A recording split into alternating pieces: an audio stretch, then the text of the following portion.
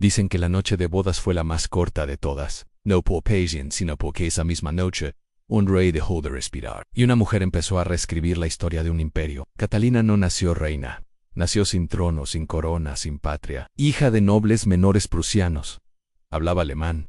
Creía en sus libros y soñaba con un mundo donde ella fuera algo más que una pieza de ajedrez para los reyes europeos. Pero cuando su madre recibió una invitación para llevarla a Rusia, Catalina supo que su vida cambiaría. La corte rusa la quería como esposa del heredero al trono, un joven frágil, impredecible y muy peligroso en su inmadurez, San Pedro. El futuro Pedro III. Desde el primer momento, Catalina sintió que el frío de San Petersburgo era más cálido que el corazón de su prometido. Pedro era extraño, obsesionado con muñecos de soldados, rencoroso, infantil y cada vez más alejado de la realidad. Catalina, en cambio, se convirtió en rusa más que los rusos, aprendió el idioma, abrazó la religión ortodoxa y adoptó el espíritu del imperio como si hubiera nacido en él. Pero el matrimonio no era una unión, sino una celda. Pedro la humillaba en público, se burlaba de ella, dormía con otras mujeres y hacía comentarios crueles sobre su físico. Catalina entonces entendió que para sobrevivir debía ser más fría, más astuta, y comenzó a jugar su propia partida de ajedrez. En silencio. Durante años, Pedro fue un fantasma en su propia corte. Su impopularidad crecía. Admiraba a Federico II de Prusia, enemigo de Rusia, y sus decisiones políticas eran desastrosas. Los nobles le temían, los soldados lo despreciaban y el pueblo apenas lo toleraba. Catalina, en cambio, cultivaba amistades, alianzas, secretos y algo más, amantes leales que darían su vida por ella. Entre ellos destacaba Grigori Orlov, un militar fuerte, decidido y con contactos entre los oficiales más poderosos del país. Juntos tejieron una red invisible que rodeaba el trono. Catalina fingía ser sumisa, pero detrás de su mirada dulce había planes, nombres, fechas. Y llegó el momento en que Pedro ascendió al trono. Su comportamiento se volvió aún más errático. En apenas 6 meses de reinado, firmó tratados absurdos, ofendió a la iglesia y planeaba reemplazar la Guardia Imperial. Catalina supo que si no actuaba rápido no solo perdería su futuro, también perdería la vida. El 28 de junio de 1762, Catalina ejecutó su jugada maestra. Mientras Pedro descansaba en un palacio de las afueras, ella se levantó al amanecer, montó a caballo y se dirigió a San Petersburgo. Allí, entre vítores, fue proclamada emperatriz. Los soldados la aclamaron, los nobles la bendijeron, y Pedro fue traicionado sin derramarse aún una gota de sangre. Catalina envió mensajeros. Pedro fue arrestado sin resistencia. Atónito, confundido, el zar depuesto escribió una carta de abdicación casi infantil, suplicando una vida tranquila y asegurando que no quería el poder. Fue encerrado en Ropsha, una finca aislada. Oficialmente, aún estaba vivo, pero eso no duraría mucho. Solo 8 días después, Pedro III murió en circunstancias misteriosas. Dijeron que sufrió una crisis severa de hemorroides complicadas con cólicos. Una explicación tan absurda que ni los más crédulos la aceptaron. En lo que pocos sabían era que esa noche Catalina no durmió. Estuvo despierta, esperando un mensaje que confirmara lo que ya estaba escrito en su mirada. Pedro debía desaparecer para siempre. ¿Fue ella quien ordenó su muerte? ¿Fue Orlov actuando por su cuenta? ¿O simplemente el destino decidió que aquel hombre no debía seguir respirando? La historia oficial nunca fue clara, y Catalina jamás habló del tema. Pero desde ese día dejó de ser una extranjera, y se convirtió en la zarina más poderosa que Rusia había conocido. Sin embargo, su ascenso al poder apenas comenzaba, porque gobernar un imperio no era tan fácil como arrebatarle el trono a un marido odiado. Catalina tendría que enfrentarse a guerras, traiciones, complots y a su propio deseo de inmortalidad. Lo que hizo para mantenerse en el poder es aún más impactante que lo que hizo para conseguirlo. Pero aunque el zar ya estaba fuera del juego, la victoria de Catalina no era segura aún. En los pasillos fríos del Palacio de Invierno, las sombras murmuraban. Algunos nobles dudaban, el ejército aún no estaba del todo unido.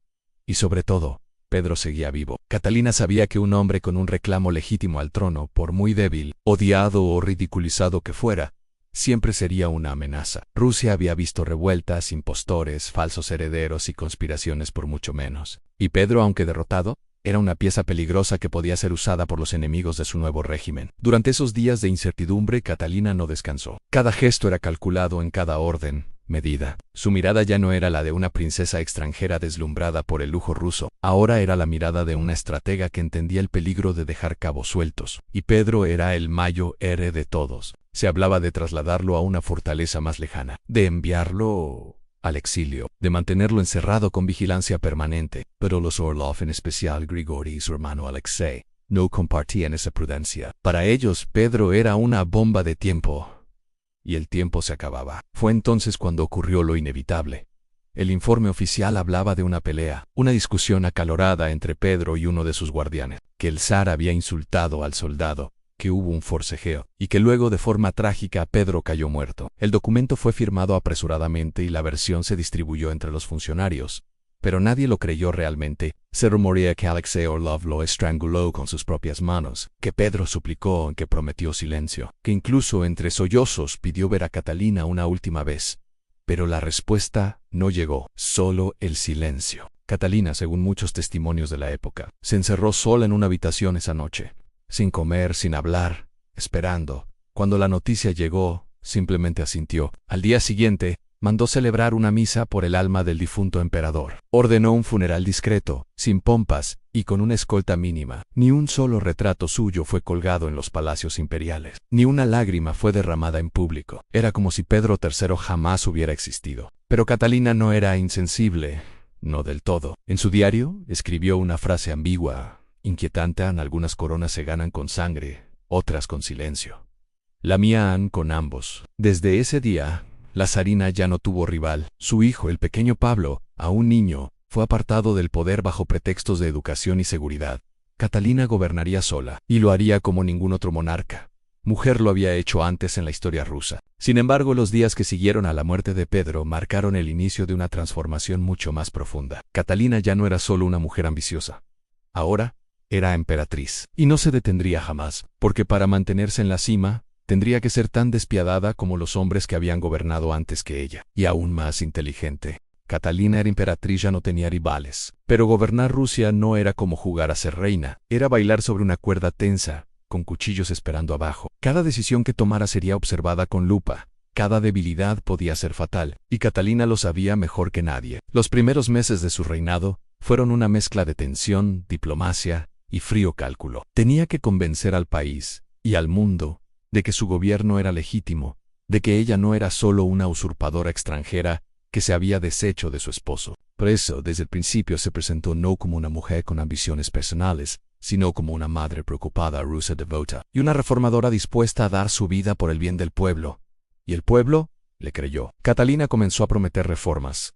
Habló de ilustración, de modernidad, de ciencia. Se inspiró en los ideales de los grandes filósofos franceses de la época: Montesquieu, Voltaire, Rousseau. Escribía cartas a intelectuales como si fueran sus amigos, aunque nunca los hubiera visto. Los hacía sentir parte de su reinado y ellos, fascinados, la llamaban la zarina filósofa. Pero mientras hablaba de progreso con la pluma, con la espada hacía otra cosa. Catalina mantenía a raya a los nobles con privilegios, a los militares con recompensas y a sus amantes. Uno de los secretos mejor guardados del reinado de Catalina fue cómo usó sus relaciones amorosas como una red de control. No eran solo romance, eran alianzas políticas disfrazadas de pasión. Cada amante no solo le daba compañía, sino también información, acceso a sectores del ejército, del senado, de la iglesia. Y cuando dejaban de ser útiles, eran apartados con generosidad, tierras y títulos. Catalina no rompía corazones. Los compraban. Uno de los más célebres fue Grigori Potemkin, fuerte, brillante y ambicioso. Potemkin no solo fue su amante, fue durante un tiempo su alma gemela política. Juntos soñaron con expandir el imperio, con conquistar Crimea, con hacer de Rusia una potencia naval. Catalina lo amó profundamente. Algunos incluso dicen que se casaron en secreto, aunque nunca se confirmó. Pero como con todos los hombres que se acercaron a su trono, Catalina no permitió que nadie se le subiera encima. Ella era el sol en los demás satélites. Y aún así, el peligro nunca desapareció. En 1773,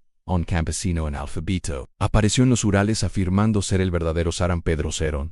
Tercerón dijo que había escapado del asesinato, que la Catalina que gobernaba era una impostora, que él era el legítimo emperador. Su nombre era Gemelian Pugachev. Y lo más aterrador no era la mentira, sino que más le creyeron. Campesinos, cosacos, soldados desertores, todos comenzaron a reunirse en torno a este falso Pedro, impulsados por la miseria, el hambre y el odio a los terratenientes. La revuelta de Pugachev creció como un incendio sin control. Pueblos enteros se unían, mataban a los nobles, quemaban propiedades y proclamaban un nuevo orden. Catalina entró en pánico. Aunque jamás lo demostró, en su rostro, solo serenidad, en sus cartas, racionalidad, pero por dentro sabía que si esa rebelión llegaba a Moscú, todo estaría perdido. Envió ejércitos, espías, emisarios, y ordenó aplastar la revuelta con mano de hierro. La guerra interna duró casi 2 años. Pugachev fue capturado, humillado públicamente y ejecutado. Su cuerpo fue descuartizado y expuesto como advertencia. Pero algo había cambiado en Catalina, ya no confiaba tanto. Ya no sonreía con tanta facilidad, porque ahora sabía lo que el pueblo podía hacer si creía en un mito. Después de esa crisis, su reinado tomó un rumbo más autoritario.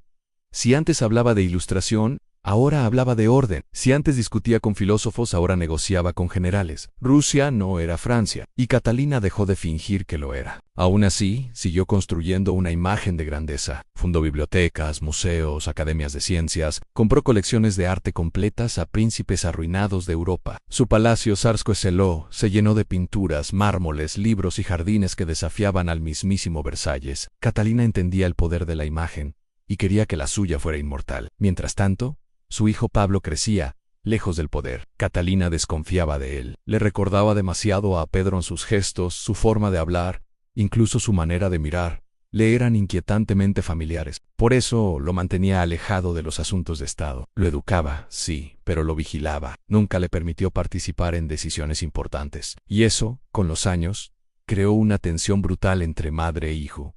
Pablo odiaba a Catalina. Sentía que le había robado el trono, que había destruido la memoria de su padre, que lo había convertido en una marioneta. La relación entre ambos era tan fría que cuando se cruzaban en palacio, apenas se dirigían la palabra. Catalina, por su parte, tenía otros planes.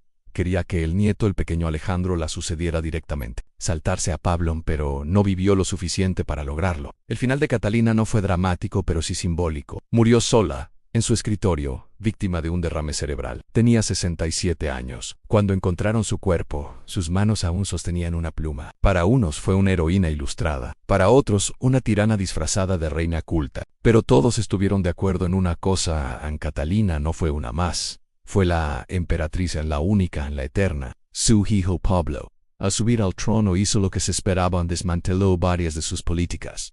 Reescribió su legado e intentó borrar su sombra. Pero era inútil. Catalina había gobernado 34 años. Había sobrevivido a guerras, a conspiraciones, a amantes, a rumores, a cortesanos envidiosos, y a un marido al que, dicen, mandó matar la noche misma en que empezó su imperio. Porque Catalina entendió una verdad cruel desde joven: en un mundo hecho para reyes, una mujer debía ser más que una reina.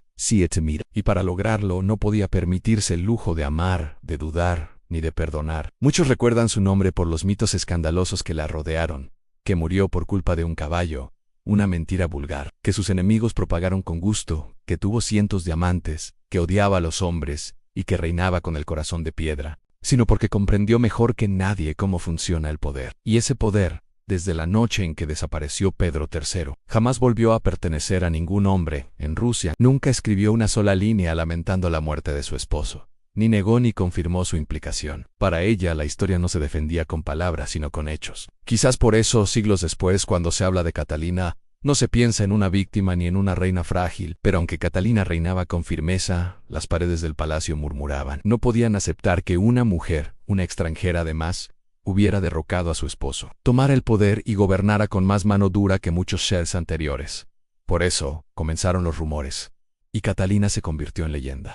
Que tenía habitaciones secretas para encuentros íntimos, que mantenía a hombres jóvenes, casi adolescentes, alimentados solo con el propósito de entretenerla. Los embajadores extranjeros enviaban cartas a sus cortes repletas de insinuaciones, dibujando la imagen de una emperatriz insaciable, casi animal. Y sin embargo, nadie podía probar nada. La corte rusa, se hablaba de listas de exámenes físicos, de criterios de selección, como si de caballos se tratara. Por supuesto, muchas de estas historias fueron exageraciones, pero Catalina no se molestaba en desmentirlas.